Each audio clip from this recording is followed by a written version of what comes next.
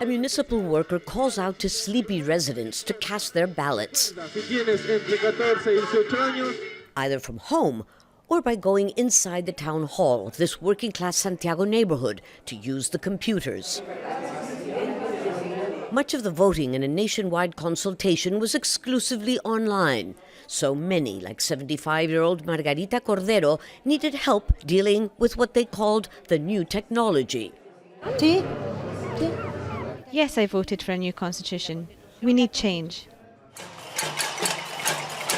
This was the first time since anti-government social protests broke out 2 months ago that Chileans were consulted directly about what it is they want.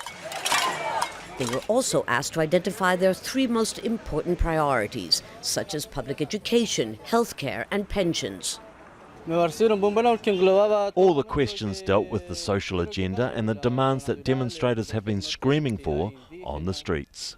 People 14 and older were allowed to vote in order to incorporate young people who have been at the head of the protest movement. In this part of town, which is normally an epicenter for the protests, there's a band out here trying to encourage young people to vote over a sign that says, "New Constitution or nothing." But significantly, in the 3 wealthiest municipalities of Santiago and of the country, the question of whether people want a new constitution or not isn't even on the ballot. It illustrates the resistance by traditional conservatives to systemic change. In the end, participation and support for a new constitution was far greater than organizers had hoped in what is regarded as a preamble to next year's official referendum. It's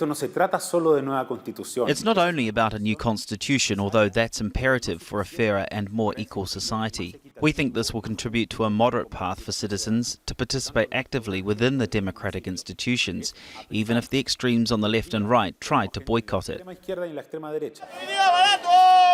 The results of the consultation are only referential. But given the overwhelming support for a new constitution and social reforms, it will be widely seen as morally and politically binding. Lucia, Newman, Jazeera, Santiago.